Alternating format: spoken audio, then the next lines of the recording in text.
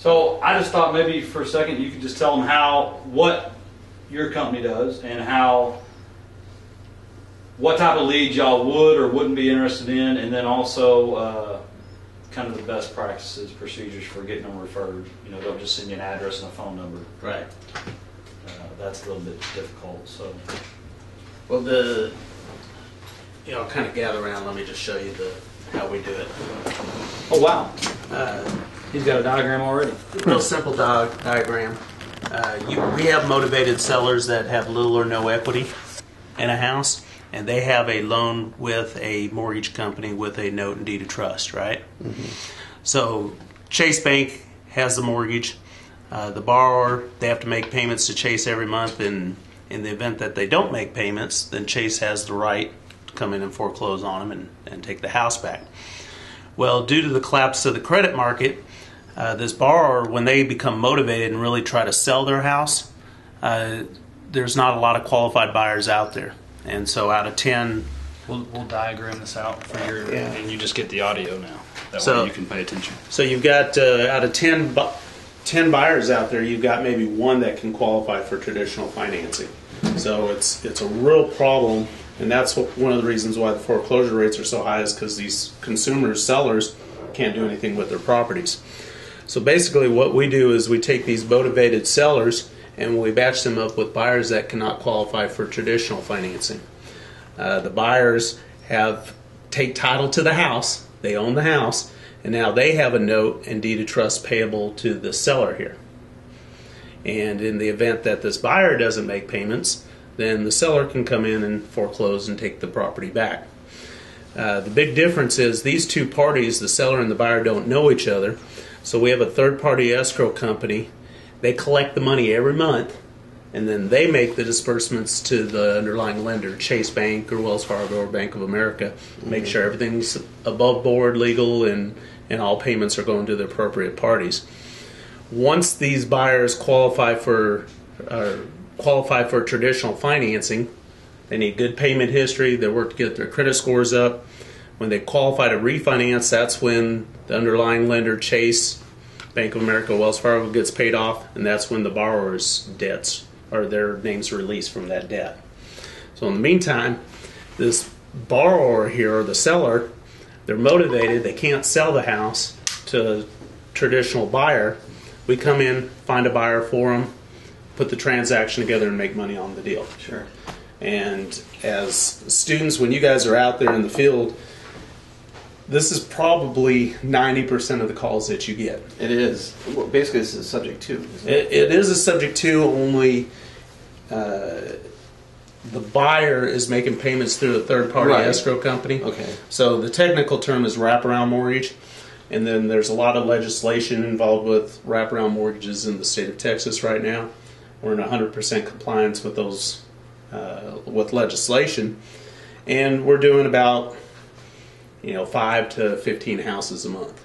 Wow. So as you guys are out in the field looking for your deals, these are something that we're interested in, and mainly because we can help. We get 3,000 buyers coming to our company on a monthly basis.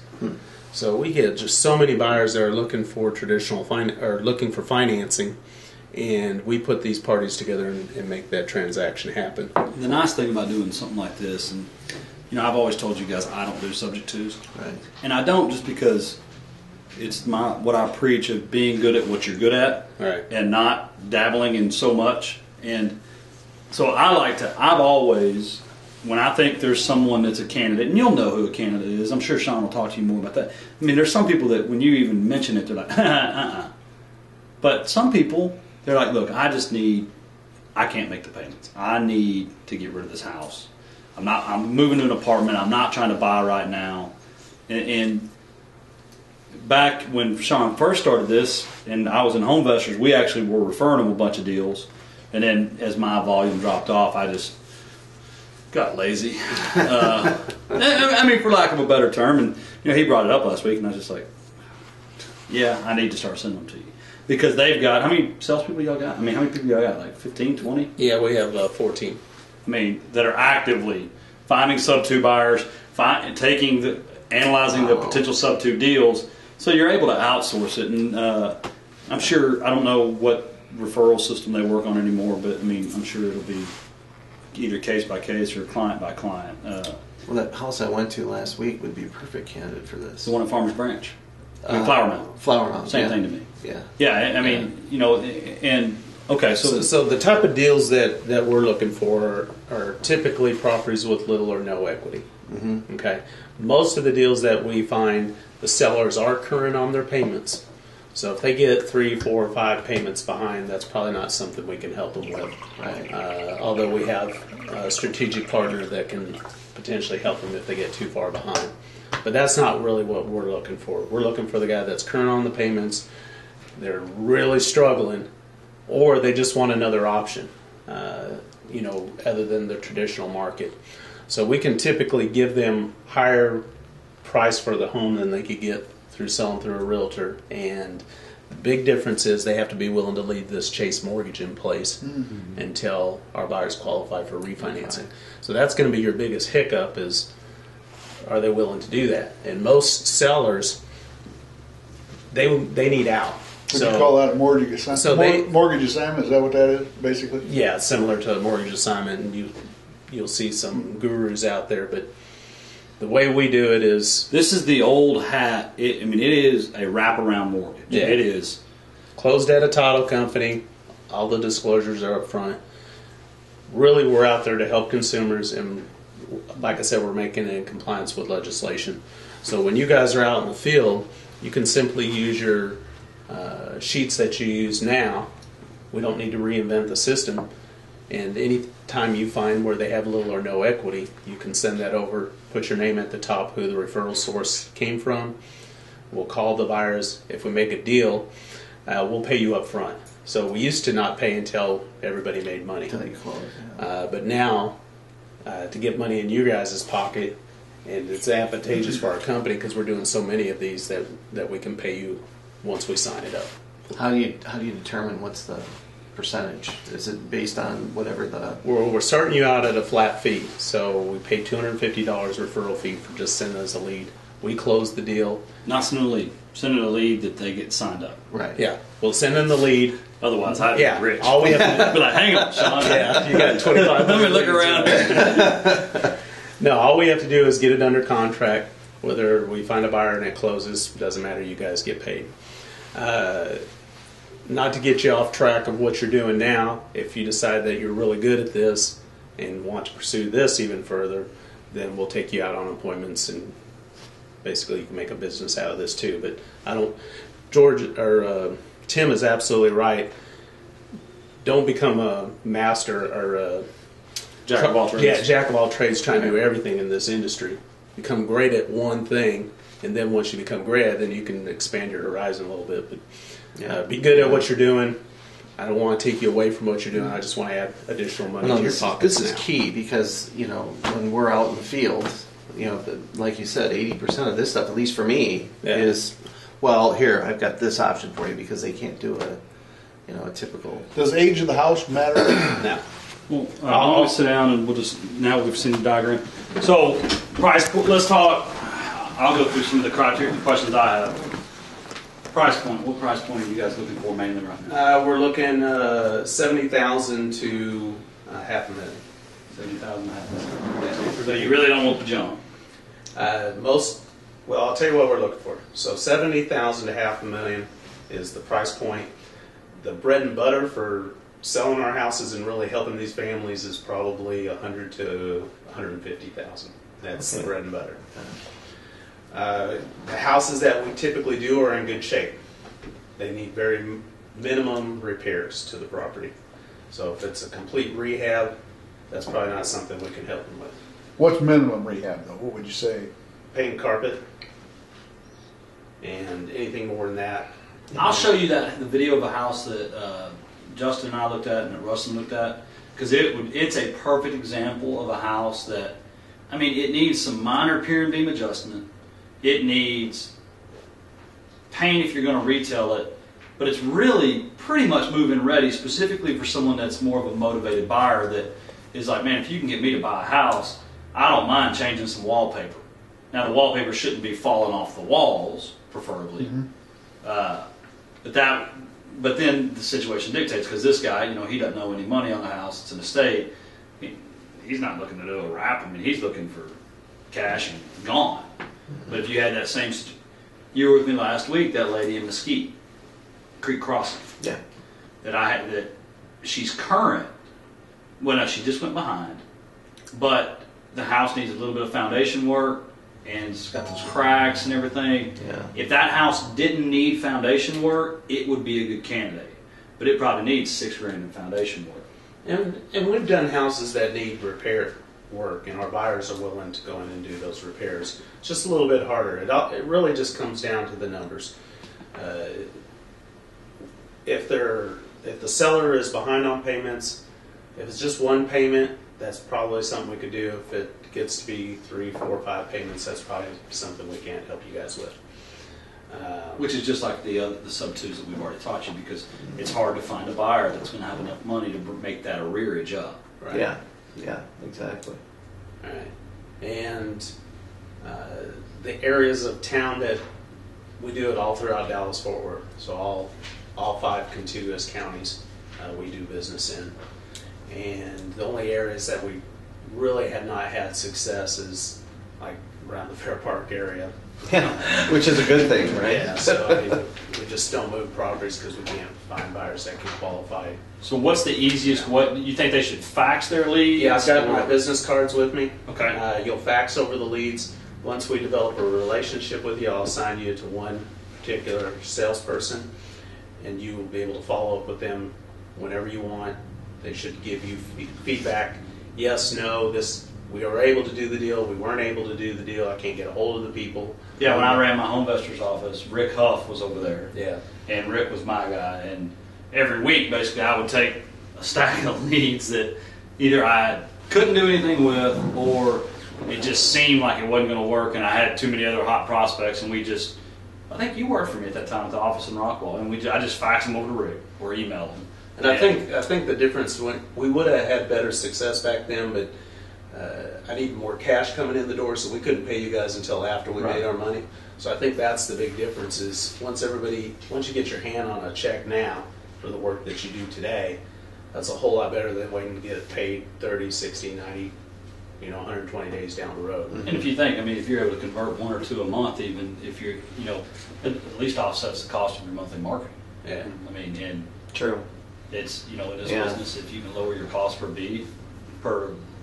buy, you in effect raise your average profit per buy, which is pure bottom line increase. Do you just typically stumble onto these because when you're marketing, you're not marketing to these people, right? When you're sending out your postcards. Yeah, for me, as targeted as our marketing is, you're looking at, this may be off of a bankruptcy lead, it may be off a probate lead, it may be off of someone that owned their house longer than 15 years but refied 5 years ago.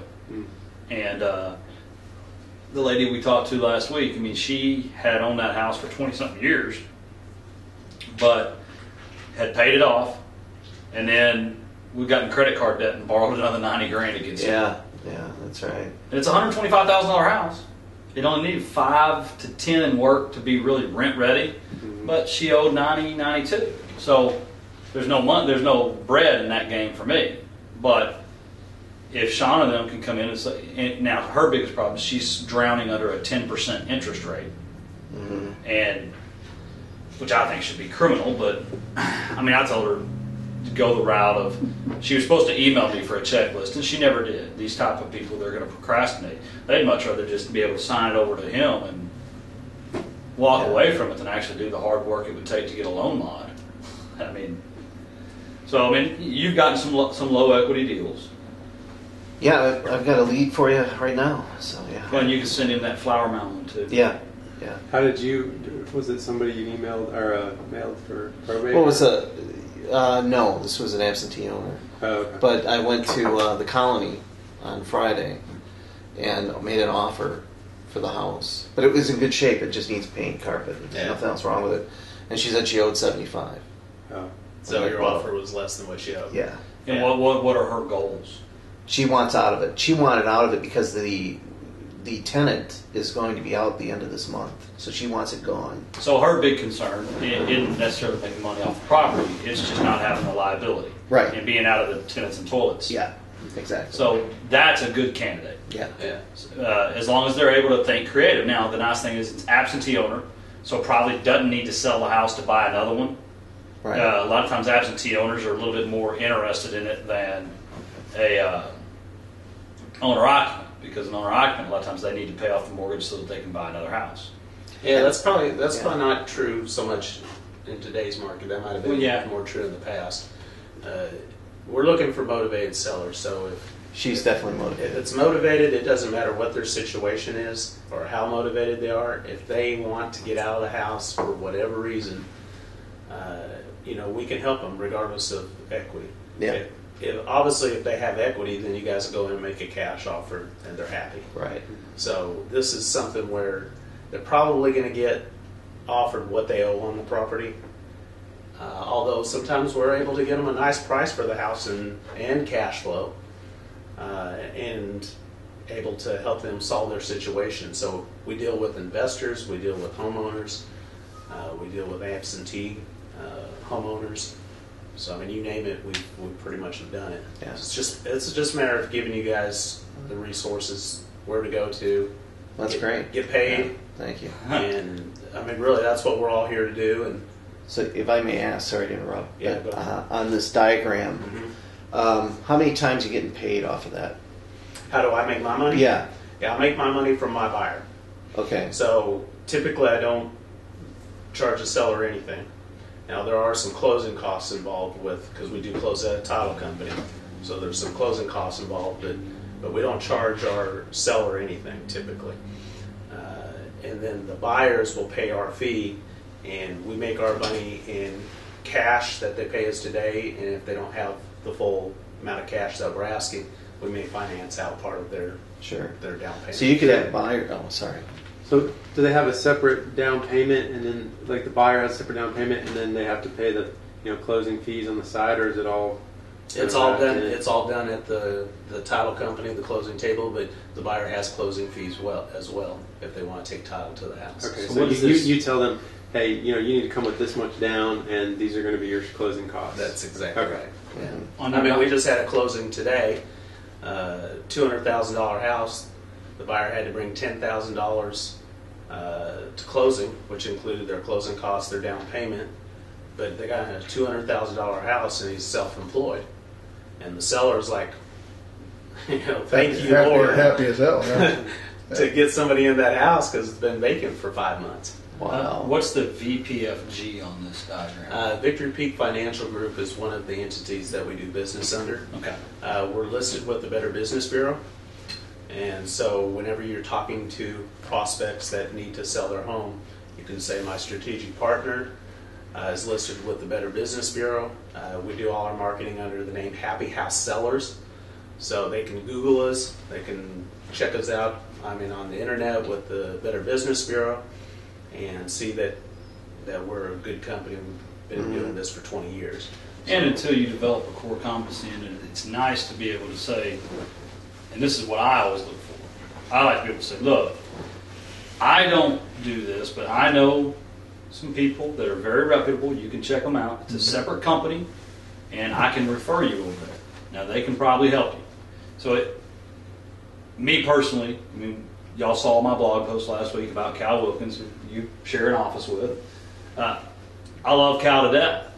And sometimes things go bad, and when things go bad, the last thing I want is Byron Harris walking in here. So I like to make it. That's why I would rather see the referral fee and let Sean dot all the I's and cross all the T's than ever me try to set up a sub two, because I'd probably mess it up. Because one thing you don't disclose, one box you don't check, Lord, with all these new RESPA and GFE requirements, you make one mistake, and Well, it's like they teach these owner finance classes now, and I've done this a long time, and I know what I'm doing, and it's hard for me.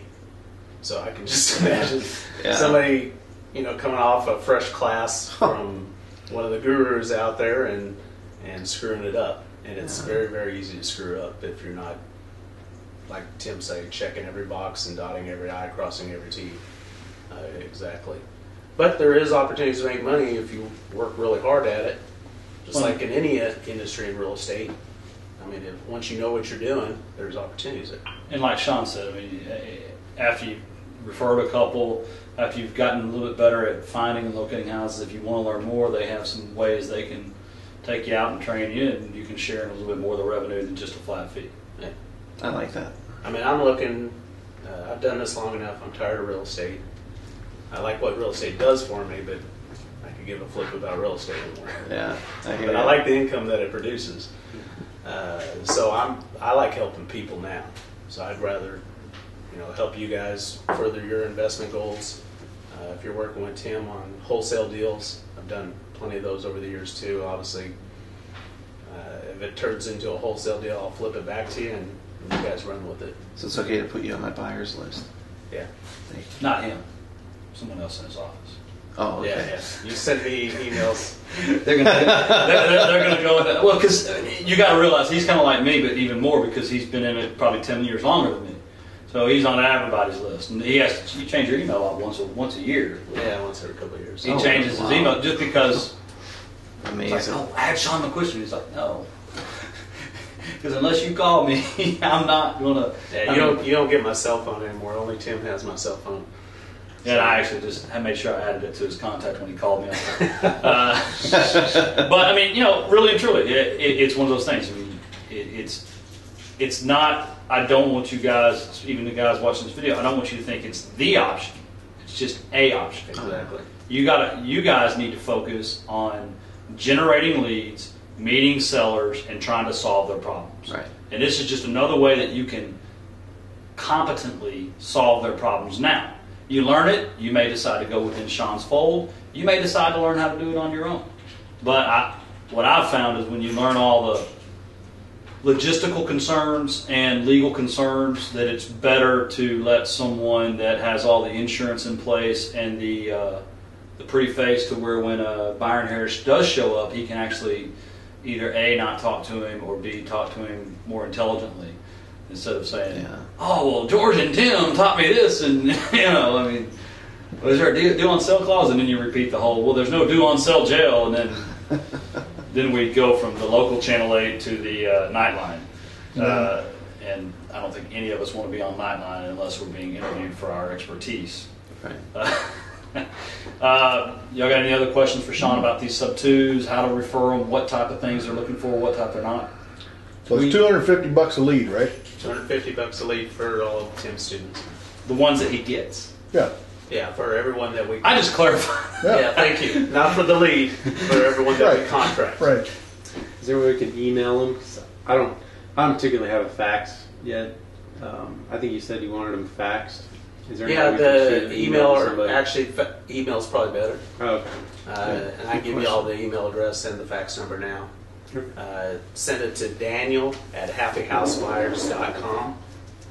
Daniel, DANIEL, at HappyHouseBuyers.com. And Can you make sure that flashes up on this video when he said, okay. And the fax number is 972-432-6665. 972-432-6665. Make that to attention Daniel. Spell that first, Dan. Daniel, DANIEL. Okay, I got it right. Daniel Klein's a friend of mine. I've known him for 5-6 years. I actually just approved one of his wholesale posts on dfwinvestors.com. And I guess that's probably a deal that, that's what Sean was saying to y'all earlier, that if he's able to turn it into a wholesale deal, because maybe they're able to negotiate something that you couldn't, maybe they bleed through some of the Bravo Sierra that you couldn't, maybe they're able to turn it into a wholesale deal. Yeah, and we'll give those deals back to you. That's not really what we're interested in. Although we come across wholesale deals all the time, that's not our main area of focus. So let's say we're doing probate list, we're doing absentee owner list. Should we be doing pre-foreclosure list now? So we can go out. No, because the problem with pre-foreclosures, they fall into, most of them are going to fall into that category, like he was talking about, that 5-6 months in arrears. Wow. Nowadays, hell, Yeah. most of them seem like they're a year. Yeah, good Or point. they're in bankruptcy by that point, and then you got to get approval of the bankruptcy court to pull it out. And there's just not that much meat on this bone to where he can be hiring attorneys to go to bankruptcy court, because you're not allowed to speak in bankruptcy court unless you have a suit next to you. Some people wear suits. I don't wear suits. So. I wear a suit. For my wedding and a funeral every now and then. All right, Jim, anything good. else? Rustin? Nope. Brian? Looking forward to getting my check soon. That's all I'm looking for. Sean, thanks for doing this impromptu. Maybe we'll script it out next time. You can kill it.